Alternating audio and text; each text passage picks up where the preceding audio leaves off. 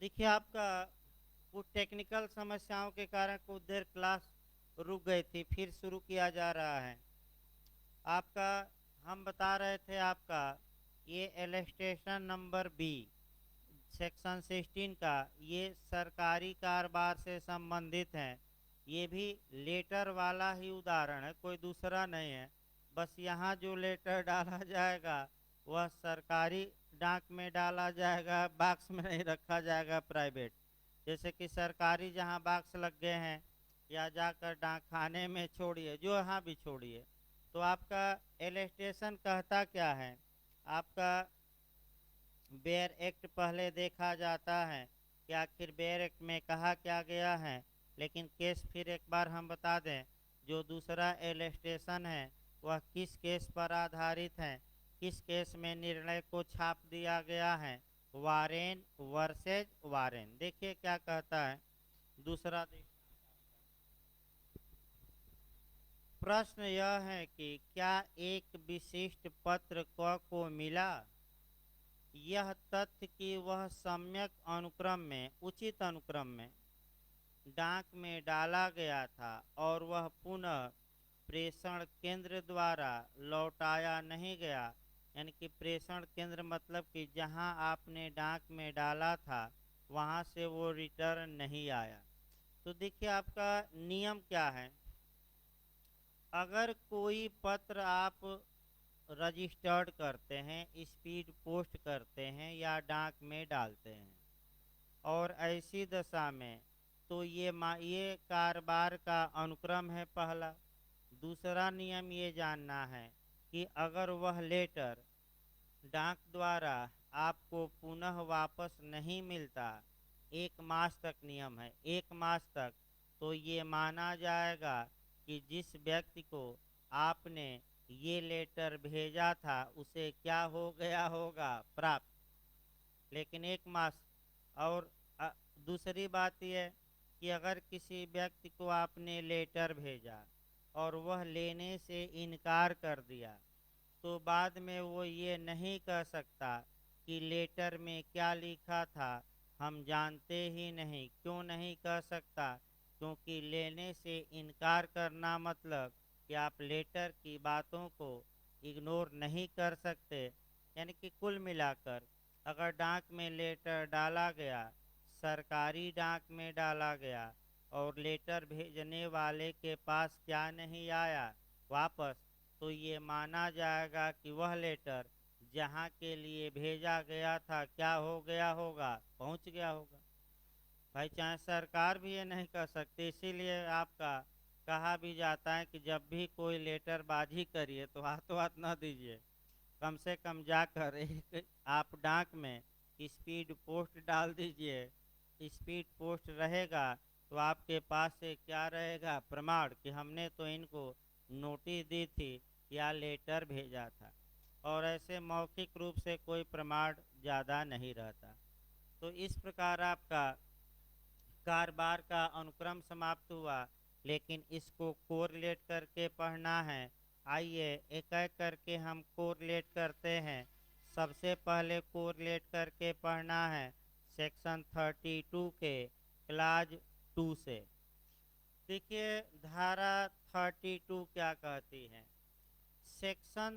Evidence के section 32 में 8 ऐसी कंडीशन दी गई है, 8 ऐसी दशाएं दी गई हैं जहां की किसी व्यक्ति ने कुछ लिखा है या कथन किया है और अब वह व्यक्ति न्यायालय में आ नहीं सकता। क्यों नहीं आ सकता? क्योंकि या तो वह मर गया या बहुत दूर निकल गया या वह पागल हो गया या साक्ष्य देने में अब क्या हो गया, असमर्थ। तो 8 कंडीशन ऐसी दी गई हैं जहाँ की उसको बिना बुलाए, बुलाना नहीं, अब उसे बिना बुलाए उसके पूर्ववर्ती कथनों को साक्ष्य में एक्सेप्ट कर लिया जाता है, स्वीकार कर लिया जाता है। जिसमें 32 के क्लाज 1 में डीडी या डाइन डिक्लेरेशन या मृत्युशैया का कथन या मृत्युकालिक कथन है। और 32 के क्लाज 2 में कारोबार के अनुक्रम में किया गया कथन है। अर्थात इसका मतलब ये हुआ कि अगर किसी व्यक्ति ने कारोबार के अनुक्रम में कुछ स्टेटमेंट दिया है, कुछ लिखा है और वह व्यक्ति अब मर गया है, नहीं आ सकता किसी कारण से, तो उसका पूर्ववर्ती कथन को एविडेंस में एक्सेप्ट कर लिया जाएगा। तो ये कहाँ दिया गया है? तो सेक्शन 32 के किस क्लाज में? 2 में। अब अगला ये हमने ये बताया था कि कारोबार दो प्रकार का होता है, एक प्राइवेट होता है और एक सरकारी। और अभी हमने एलस्टेशन को भी अलग किया कि पहला एलस्टेशन प्राइवेट बिजनेस पर है और दूसरा गवर्नमेंट बिजनेस पर। तो अब आपको इसी को थोड़ा और आगे बढ़ाना है। यदि सेक्शन 34 और 35 दो सेक्शन और को रिलेट करने हैं। यदि प्राइवेट कारोबार था और कारोबार के अनुक्रम में किसी व्यक्ति ने अकाउंट या लेखा पुस्तिका या इलेक्ट्रॉनिक अभिलेख में कुछ बातें लिखी, यानी कि ऐसे नहीं लिखी है, कारोबार के अनुक्रम में लिखी हैं। और किस में लिखी हैं? बिखरे हुए पन्ने पर लिखी है कि डायरी में लिखी है, जिल्द वाली डायरी, बिखरे हुए पन्ने नहीं। तो ऐसी दशा में वह जो बात वह लिखा है वह बात आपका रेलेवेंट होगी, साक्ष्य में प्रस्तुत की जा सकेगी। पन्ना पर नहीं, फिर मैं बता दूं किस पर? जिल्द वाइज कापी या डायरी पर। अगर यही कार्य आपका किया गया है और यह कार्य किया गया है सरकारी अनुक्रम में, तो वह किस धारा में रेलेवेंट होगा? 35। अब एक उदाहरण देखिए। एक व्यापारी है, पहले 34 का उदाहरण एक बताया जाए। एक व्यापारी है, जितने लोगों को वह सामान जितने पैसे का उधार दे रहा है, एक डायरी पर daily by daily date wise लिख रहा है, तो क्या वह जो डायरी होगी वह डायरी एविडेंस में प्रस्तुत की जा सकती है कि नहीं की जा सकती है? तो प्राइवेट कारोबार रहा कि सरकारी? प्राइवेट भाई की जा सकती हैं। किस सेक्शन के तहत? 34। यही कार्य अगर सरकारी विभागों ने किया है तो वह किस सेक्शन के तहत जाएगा? 35। एक क्वेश्चन यहाँ एफआईआर से अच्छा बनता है कि एफआईआर सरकारी कारोबार के अनुक्रम में लिखा गया है, तो अतः 35 के तहत वह सरकारी कारोबार के अनुक्रम में लिखा गया है, तो किस सेक्शन के तहत रेलेवेंट होगा? 35 भी भाई, एफआईआर भी। अगला आइए आपका प्रिजम्पशन देखा जाए। ये जो क्वेश्चन अब बताया जा रहा है, मैं फिर बता दूं, झारखंड जे में ये क्वेश्चन आ चुका है।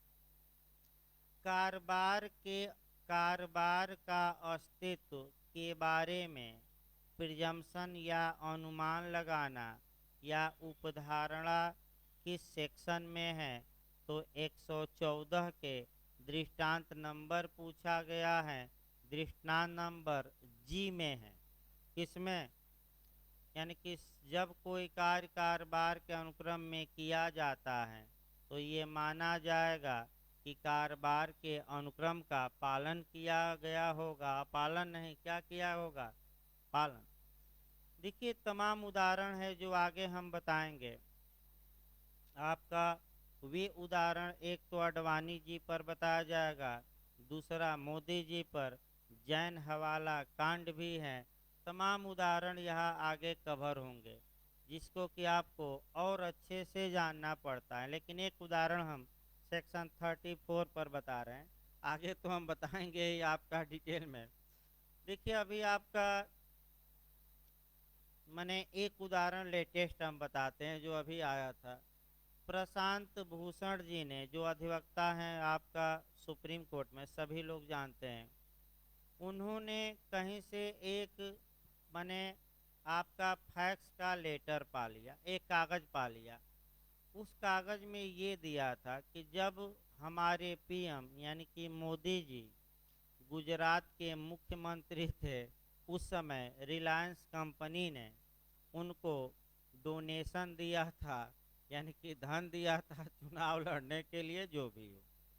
अब इस बारे में केवल एक कागज प्रस्तुत उन्होंने किया तो सुप्रीम कोर्ट ने ये कहा कि भाई हम कैसे एसआईटी पीएम के खिलाफ बनाएं। ये जो आप कागज पेश कर रहे हैं जो साफ भी नहीं है, क्या इस आधार पर हम पीएम के खिलाफ इन्वेस्टिगेशन का आदेश दें? भाई ये तो सच में कहीं टिकता ही नहीं, क्योंकि आपका अगर 34 भी देखा जाए तो जो कारोबार के अनुक्रम में जिनको पैसा दिया जा रहा है, कागज पर नहीं होना चाहिए, किस पर होना चाहिए?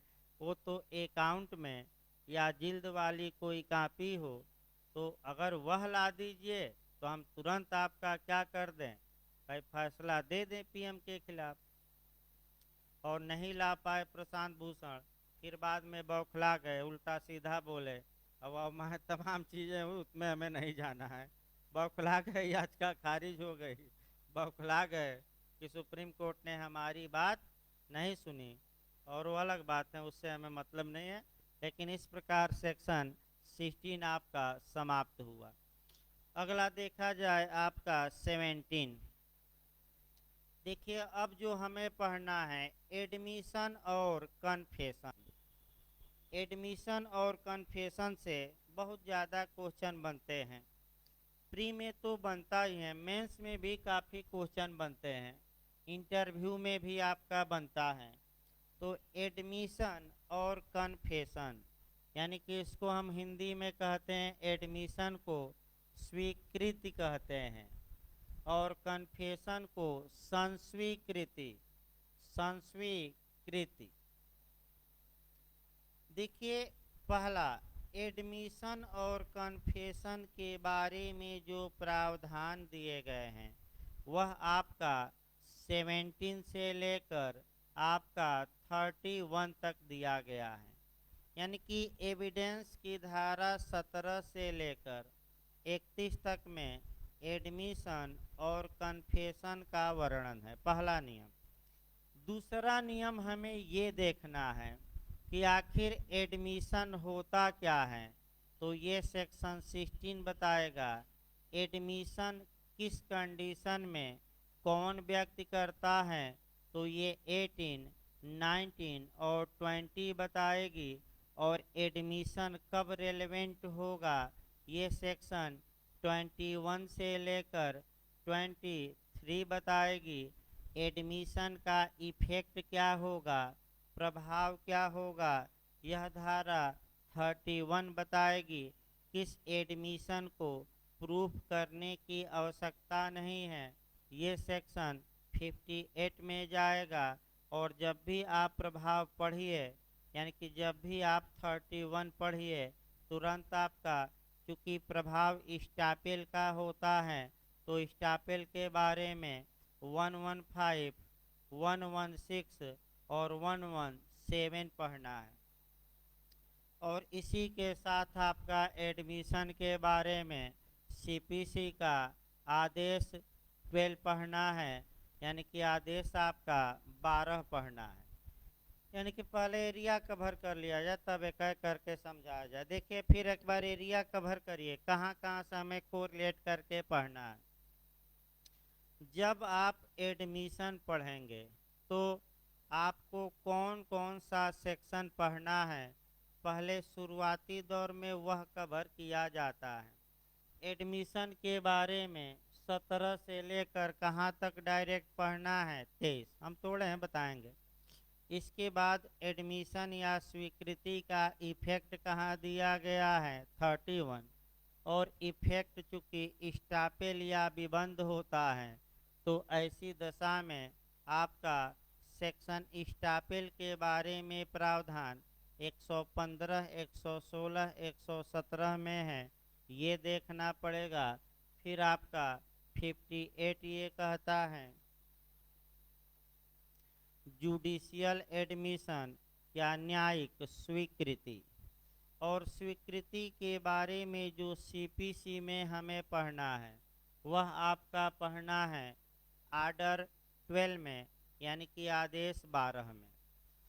इसके बाद आपका सेक्शन जो 24 से और 30 तक, यानी कि जो आपका 24 से लेकर और 30 तक जो सेक्शन है वह कन्फेशन के बारे में है, संस्वीकृति के बारे में है, और संस्कृति को कहाँ कहाँ से कोरिलेट करना है उसको हम बाद में बताएंगे, क्योंकि बहुत ज़्यादा धाराएं हो जाएंगी। अतः सबसे पहले एडमिशन। लेकिन एडमिशन क्या होता है, कैसे क्वेश्चन बना है, कन्फेशन क्या होता है, ये शुरुआती दौर में कंसेप्ट तो क्लियर होना चाहिए। एडमिशन का मतलब स्वीकार करना, एक्सेप्ट करना, यानी कि किसी बात को स्वीकार करना ही एडमिशन कहलाता है। तो आइए दो चार बातें स्वीकार किया जाए, आपका एडमिट किया जाए, ये स्वीकृति किया जाए। मान लीजिए एक उदाहरण पहले देखिए। ये एक व्यक्ति है और वह ये कहता है कि हजूर हमने बी को 5,000 रुपया उधार दिया है। यह एक आपका एडमिशन है, स्वीकृति है। यानी कि ए इस बात को एक्सेप्ट कर रहा है कि हमने बी को कितना उधार धन दिया है, 5,000। फिर दूसरी बात याद रखिए, ए इस बात को स्वीकार कर रहा है कि हम बी से 5,000 रुपया उधार लिए हैं। ये भी एक्सेप्टेंस है, यानी कि स्वीकृति है, एडमिशन है। अब समस्या ये आई कि आप अगर देखें तो जो पहला एडमिशन हमने बताया, पहला स्वीकृति बताई कि हमने, ए कहता है कि हमने बी को 5,000 रुपया आपका उधार दिया है। तो आप लोग खुद बताइए, ये अपने फेवर में कह रहा है कि अगेंस्ट में, अपने पक्ष में कह रहा है कि विरोध में, पक्ष में। और ए अगर ये कहे कि हम बी से 5,000 रुपया उधार लिए हैं, तो ए के ये फेवर में बात जाएगी कि विरोध में, विरोध में। तो एडमिशन अपने फेवर में भी किया जा सकता है और अपने विरोध में। दूसरा नियम याद रखें। आखिर एडमिशन द्वारा किसके बारे में, एडमिशन द्वारा अर्थात एडमिशन किस पर लागू होगा, तथ्य के विषय पर कि विधि के, कि दोनों। अब यहाँ से आपका क्वेश्चन पहला बनता है। देखिए आपका यहाँ से कई बार यूपी जे यूपी एपीओ तमाम राज्य बनाए हैं एडमिशन के बारे में। जहाँ तक इंग्लैंड की बात है, याद रखिए पहले हम इंग्लैंड का नियम बता रहे हैं। अगर कोई व्यक्ति इंग्लैंड में, चाहे वह तथ्य के बारे में एडमिशन किया हो या ला के यानी कि विधि के बारे में, दोनों एडमिशन साक्ष्य में रेलेवेंट होंगे। इसका मतलब ये हुआ कि इंग्लैंड में चाहे वह स्वीकृति तथ्य के विषय से संबंधित हो या विधि के विषय से संबंधित हो, वह स्वीकृति साक्ष्य में प्रयोग की जाएगी। लेकिन भारत में ऐसा नहीं, यही इसीलिए गलत होता है क्वेश्चन। भारत में जो फैक्ट की एडमिशन होगा वह तो रेलेवेंट है, लेकिन विधि की स्वीकृति रेलेवेंट नहीं है। यानी कि भारत में तथ्य की स्वीकृति सुसंगत और विधि के बारे में स्वीकृति विसंगत। अब आइए, ये जो एडमिशन है आपका यूपीजे में क्वेश्चन आया है कि एडमिशन को कहाँ डिफाइन किया गया है, एविडेंस के किस सेक्शन में डिफाइन किया गया है। तो अच्छे से तैयार रखना है। सबसे जो पहला इधर सेक्शन आएगा 17 आएगा और उसमें एडमिशन को क्या किया गया है, डिफाइन। अब एक क्वेश्चन नया मॉडल का बन रहा है, वह भी देखना है। इमेज मिरर, इमेज मिरर ये नया क्वेश्चन है भाई, किताब उताब में नहीं है, मैं बता दूं। इसको अलग से मैं लिख लीजिए, अच्छा रहेगा। इमेज मिरर, स्वयं का दर्पण। अब देखिए कैसे क्वेश्चन इंटरव्यू में पूछा गया। स्वयं का दर्पण या इमेज मिरर किसे कहा जाता है? तो आपका जवाब रहेगा एडमिशन को ही इमेज मिरर कहा जाता है, स्वयं का दर्पण कहा जाता है। दर्पण माने शीशा, माने आप कहें तो स्वयं देखिए क्या कहें आप। इसको लिख लीजिए, स्वयं का दर्पण किसे कहा जाता है? तो एडमिशन या स्वीकृति को। अगला नियम देखिए भाई आपका, यानी कि एडमिशन तो बताया ही जाएगा आपका। अब कन्फेशन आइए।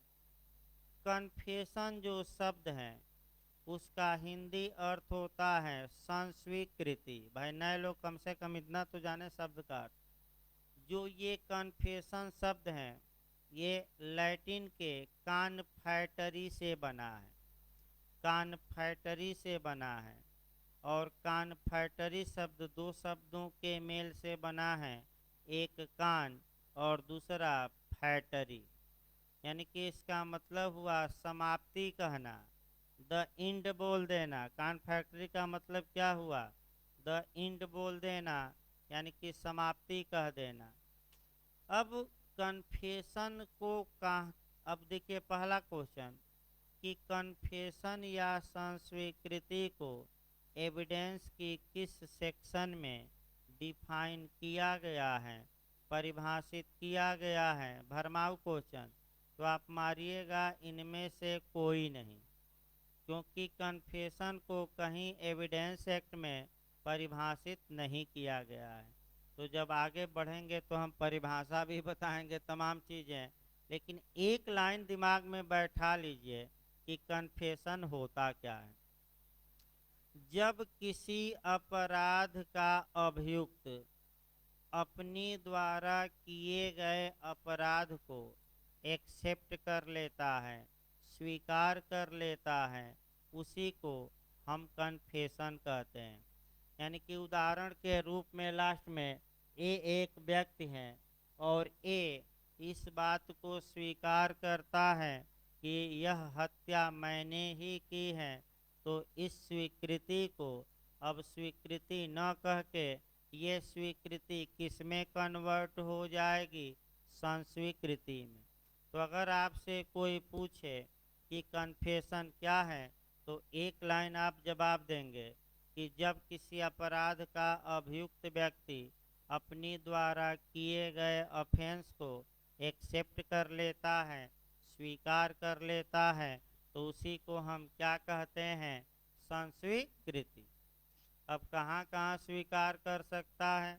मित्र के सामने कर सकता है, आपका पुलिस के सामने कर सकता है, न्यायालय में कर सकता है, जाकर सोते हुए बड़बड़ाते समय कर सकता है। पूछा गया था इस बार एपीओ में, स्वयं से साहू साहू साहू का केस बड़बड़ा रहा था और नींद में कर दिया, धोखे से करा लिया गया।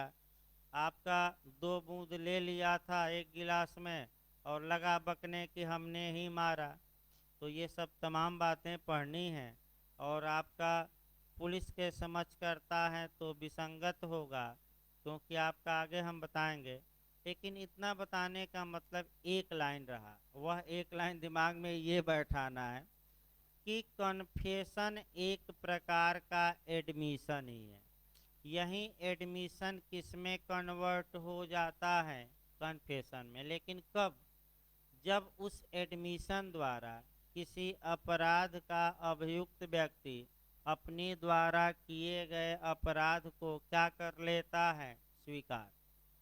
अगर उसमें अपराध की स्वीकृति की है तो वह कन्फेशन, और अपराध की स्वीकृति से बाहर चला जाए तो वह क्या होगा? एडमिशन। यानी कि लास्ट में प्रत्येक एडमिशन कन्फेशन नहीं होता, लेकिन प्रत्येक कन्फेशन क्या होता है? एडमिशन। क्यों? क्योंकि भाई अपराध किसी में स्वीकार करेगा, किसी में नहीं करेगा। और जिसमें नहीं करता, जैसे हम पहला उदाहरण बताए कि ए ने कहा कि हम बी से 5,000 रुपया उधार लिए हैं, तो इसमें किसी अपराध का किया जाना वह स्वीकार नहीं कर रहा है, तो ये एडमिशन ही रह जाएगा। लेकिन इसी में कहता कि मैं ए से 5,000 रुपया उधार लिया हूँ, अब बार बार मांग रहा है, इसलिए हमने जान से मार दिया। तब तो जो जान से मार दिया स्वीकार कर रहा है वह कन्फेशन, और 5,000 रुपया मैं क्या लिया था उधार, वह क्या हो जाएगा एडमिशन। भाई कन्फेशन तक पहुँचेगा ही नहीं। तो अभी आपका चूंकि 1 घंटा भाई समय भी हो गया, पता भी नहीं चला, तो अभी आपका 10 मिनट बाद उत्तराखंड पुलिस एक्ट चलेगा भाई, बता दिया है।